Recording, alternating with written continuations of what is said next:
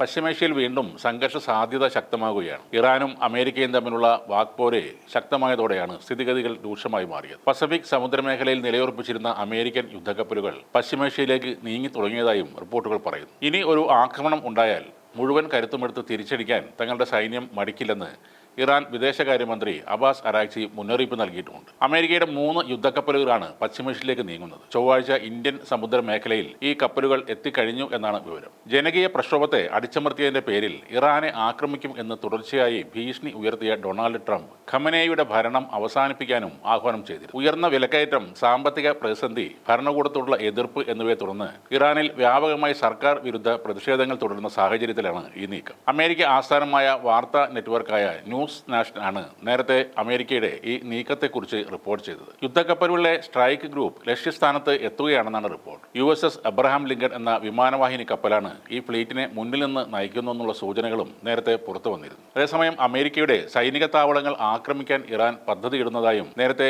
US state department ആരോപിച്ചിരുന്നു. എന്നാൽ പശ്ചിമേഷ്യയിൽ ആശങ്ക നിലനിർത്തുന്നതിനുള്ള അമേരിക്കയുടെ ശ്രമങ്ങളാണ് ഇതെല്ലാം എന്നായിരുന്നു ഇറാന്റെ മറുപടി. US സ്റ്റേറ്റ് ഡിപ്പാർട്ട്മെന്റ് പേർഷ്യൻ ഭാഷയിൽ എക്സിൽ ഒരു പോസ്റ്റ് ഷെയർ ചെയ്തിരുന്നു. അതാണ് ഇത്തരം അഭ്യൂഹങ്ങൾക്ക് കാരണമായി മാറിയത്. അമേരിക്കയുടെ വ്യോമത്താവളങ്ങൾ ആക്രമിക്കാൻ ഇറാൻ ശ്രമങ്ങൾ നടത്തുന്നു എന്ന വിവരം ലഭിച്ചു എന്നായിരുന്നു ആ പോസ്റ്റിൽ പറഞ്ഞത്. അമേരിക്കയ്ക്കെതിരായ ഏതൊരു ആക്രമണത്തിനും ശക്തമായ തിരിച്ചടി ഉണ്ടാകുമെന്നും അതിനുള്ള എല്ലാ സാധ്യതകളും മുന്നിലുണ്ടെന്നുമാണ് അമേരിക്ക ആ പോസ്റ്റിലൂടെ വ്യക്തമാക്കിയിരുന്നത്. ഇറാനിൽ നടന്ന പ്രക്ഷോഭം 72 മണിക്കൂർ മാത്രമാണ് നീണ്ടുനിന്നതെന്നും പിന്നീട് അവിടെ രാജ്യവ്യാപകമായി പ്രശ്നങ്ങൾ സൃഷ്ടിച്ചത് സായുധ കലാപകാരികളാണെന്നും വാൾസ്ട്രീറ്റ് ജേർണലിൽ എഴുതിയൊരു ലേഖനത്തിൽ ഇറാന്റെ വിദേശകാര്യമന്ത്രി അറാഗ്ചി ആരോപിക്കുന്നുണ്ട്. സർക്കാർ വിരുദ്ധ പ്രക്ഷോഭകരെ അടിച്ചമർത്തി എന്ന ആരോപണത്തെ തുടർന്ന് ലോക സാമ്പത്തിക ഫോറത്തിലേക്കുള്ള ഇറാന്റെ ക്ഷണം നേരത്തെ ക്യാൻസൽ ചെയ്തിരുന്നു. അതേസമയം ഇറാൻ പരമോന്നത നേതാവ് അയത്തുള്ള ഖമനേയി ലക്ഷ്യമിട്ടാൽ അതിന്റെ ഫലം പൂർണ്ണമായ ഒരു യുദ്ധമായിരിക്കുമെന്ന് ഇറാൻ മുന്നറിയിപ്പ് നൽകിയിരുന്നു. ഖമനേയിക്കെതിരെ കൈചൂണ്ടിയാൽ കനത്ത പ്രതികരണം ഉണ്ടാകുമെന്ന് ഇറാൻ സായുധ സേനയും വ്യക്തമാക്കി. ജൂണിൽ അമേരിക്ക ആക്രമിച്ചപ്പോൾ